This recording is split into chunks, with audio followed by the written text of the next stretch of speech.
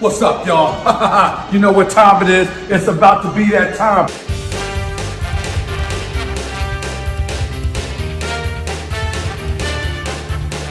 Damn, son, where'd you find this?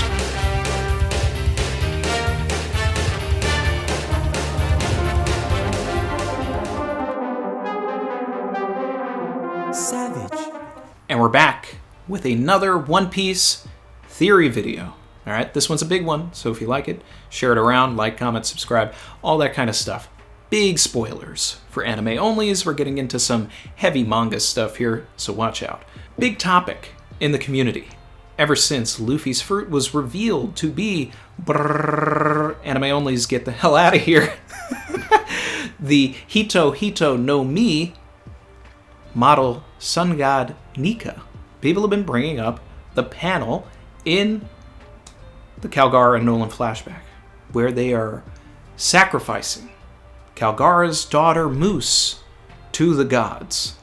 There's 4 of them. 4 of them. The Earth God, the Forest God, the Rain God, and the Sun God. Yeah. We don't know any avatars for any of the other gods except for the Sun God. To them, it was Kashi, a gigantic snake. So the whole purpose of this theory is to suggest that JoyBoy and potentially Nika, if they're supposed to be 2 different people, were not exactly human. Kind of in the same way that Chopper isn't exactly human. So I'm suggesting, based on a lot of snake imagery throughout the series, which yes, we're going to get into. We're going to get into panels, we're going to get into specifics. I'm suggesting that the original JoyBoy was a snake.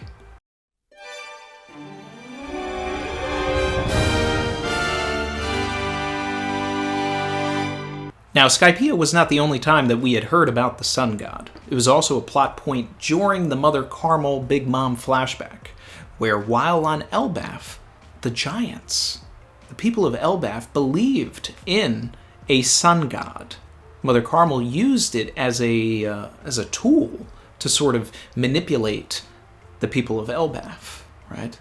That the sun god was calling to her, using her soul powers to, create Prometheus and manipulate them in that fashion. But there's also a lot of Norse mythology within One Piece. It's actually the reason why we have One Piece. Oda's affinity for Norse mythology in the first place is what gives us One Piece.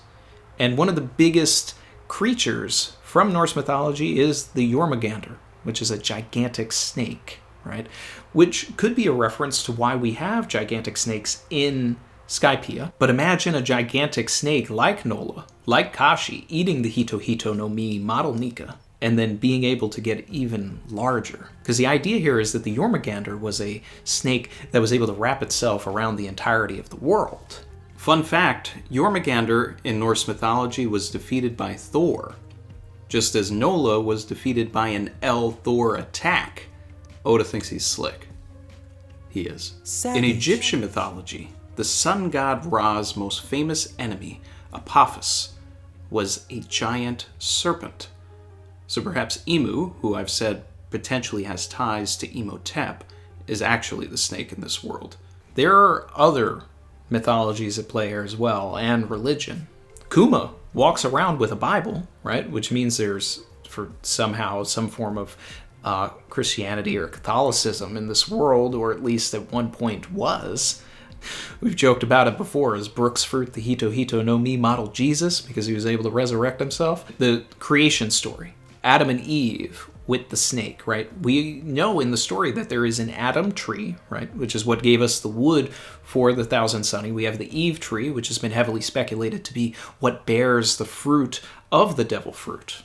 What if a snake, a blue snake like Nola and Kashi, came across the Eve tree and ate from it the forbidden fruit, the Hito no Mi model sun god Nika, and became a sentient human? Interestingly enough, when you also go into the Calgara and Nolan flashback, Seto, or Saito, which is Calgara's son-in-law, he ends up marrying Moose. We see him interacting with Nola feeding them an apple, which ties into the creation story, a snake eating an apple. It's a little on the nose there, but, still food for thought. Also, why does Seto aka Saito look like Luffy? All right? I'm just saying. I mean, people say that Vivi and Rebecca are just blue and pink Nami respectively, but this man looks like Luffy. Does he have ties to the Shandian people? Is that why in Volume 27 Oda drew Luffy with Skypiea wings? It wouldn't be the first time that a color spread that Oda has drawn has come back to be some sort of foreshadowing. This may go deeper than we think. What if we can go back to Skypiea, and the whole Calgara flashback was actually a way for Oda to show us the lives of Luffy's ancestors 400 years ago? I mean, look at Garp and Calgara. They basically use the same fighting style. I mean, we'd need to know how some of the descendants made it to the Blue Seas, but nonetheless, it's still kind of wild. But I'm also still holding out hope that Luffy is part Lunarian.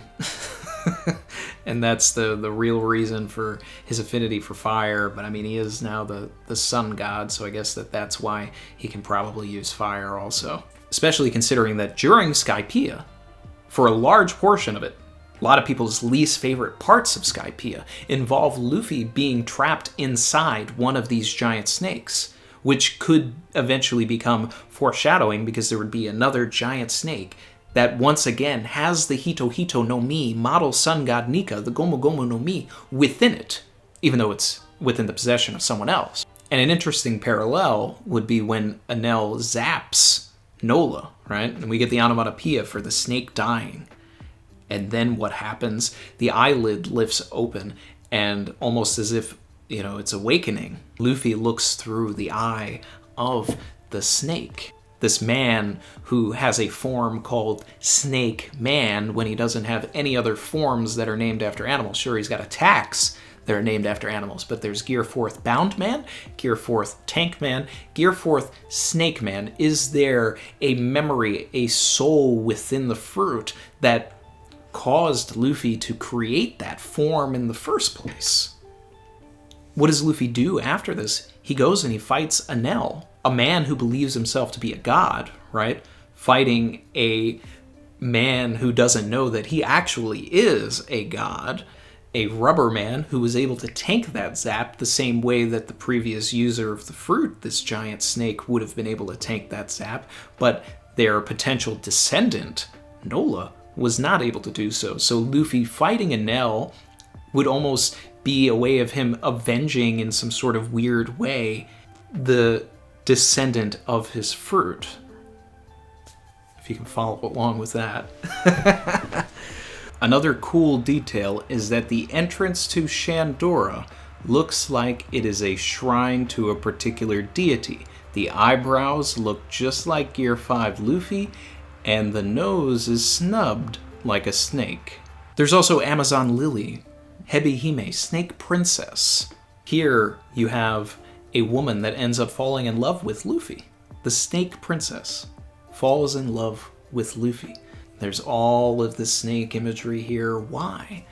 Above all else, what do we know about JoyBoy? That they lived during the Void Century, that they made an apology to the previous Poseidon, that they have a story that made Roger laugh at Laugh Tale, and that it is heavily implied that they were the user of this fruit. What could that apology have been? If you've seen my theory tying the sun god Nika form to the Sulong transformation and the Tamatebako box and the pills that Hody had taken, right? This all-white transformation that taxes your body when you use it, right? Similar to what's going on with the Sulongs. Hody's body was tearing itself apart. He turned old. Luffy turned old when he exhausted himself from using the form.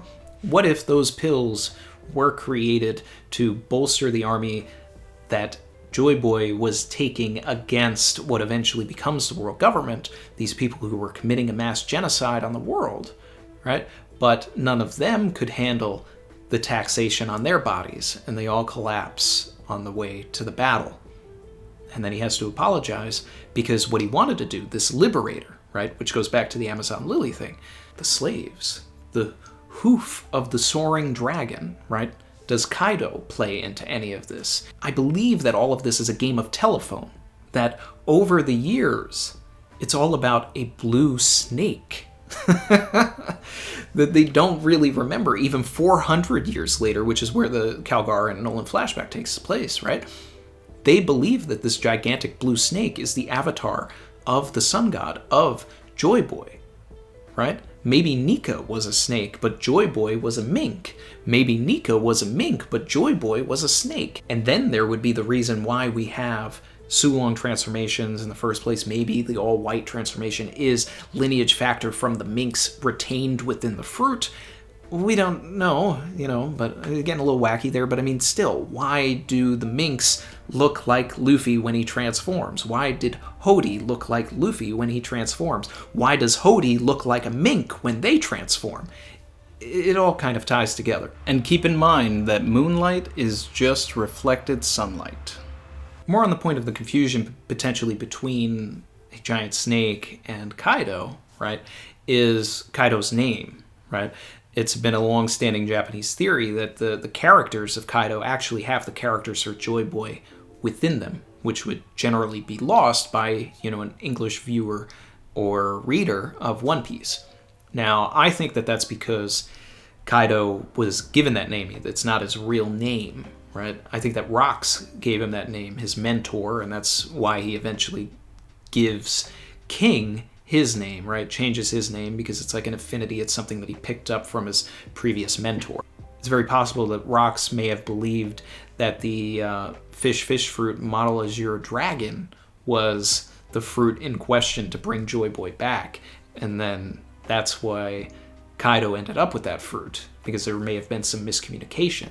Telephone, if you say over the years it starts as here, this blue snake man, right, saved the world, and then there's the Void Century, and the next person tells a story, the next person tells a story, next person tells a story, until you get 400 years later to, the Nolan and Calgara flashback. Now they're sacrificing people to this gigantic blue snake because they don't remember the true story, but they need saving, and they know that somehow the sun god needs to come back, JoyBoy needs to return, it's part of the prophecy, right? They're trying to have it happen 400 years later, not 800 years later. And then you have the celestial dragons that have the crest. They call themselves dragons. Like, maybe there's something there. But ultimately, I really think that this is an allegory for Chopper. Chopper was a reindeer that ate a human fruit that we don't know the model of yet. Maybe it's a mink. Who knows? Sulong Chopper at some point. Probably not, because I'm sure it would have happened by now. But either way, I think that this will all be a message about inclusivity. That the message of One Piece is really one piece, P-E-A-C-E, right? Chopper wasn't accepted by humans, and he also wasn't accepted by reindeers when he transformed, right? So here we have potentially this snake, and think of cute little Nola from the Calgara and Nolan flashback, right? Singing and dancing with music notes coming out of them, spreading joy. Think about that. Every time you see that snake, Oda actually drew musical notes coming out of them. Almost drew the snake as if it was smiling. Now, if they ate a Hito no Mi, right? Even the model sun god Nika, they wouldn't quite be snake anymore, and they wouldn't quite be human either, which means they would be like Chopper without a classification. They wouldn't be a mink because they'd be a reptile, right? So they wouldn't be necessarily accepted by them, but potentially, I think that that's probably something that JoyBoy had to work towards. Wouldn't be a fishman, right? Because can't breathe underwater unless there's, the resin theory that you're able to coach yourself, like a ship and go underwater. See if that ever, comes to fruition. But also still not quite human, not quite snake, not quite mink, not quite fishman, right? But they were the liberator of the world, right? Because they wanted acceptance. Even if JoyBoy wasn't a snake, I don't think that they were actually human. For years, people have drawn comparisons to Sun Wukong. It's obviously a big part of Dragon Ball, right? Maybe Nika or JoyBoy is the actual avatar, the real Sun Wukong in the story, and then we'll see that one of them, was potentially a monkey, right? And then the other one is a snake, maybe, but I don't think that they are a human eating this human fruit. Because it's just a stronger story of liberation and acceptance if the person that's freeing everybody was an outcast that wasn't accepted until maybe they died. And then everybody realized what they were trying to do. And then unfortunately, the fishmen had to hide underneath the sea, and the minks had to hide up on top of Zo and wait 800 years for Luffy to show up and allow them to repopulate on the surface. But that's going to do it, guys. I really love this theory. I love the idea of JoyBoy not necessarily being human. Let me know in the comments what you think of this. Share this around if you like it. Like, comment, subscribe. And big shout out to channel artist DiCarlo for his mock-up of what JoyBoy as a snake could look like. Love it. Love it. Thanks, Dan. You can follow him in the links below. And I'll catch everybody next time. All right? Later.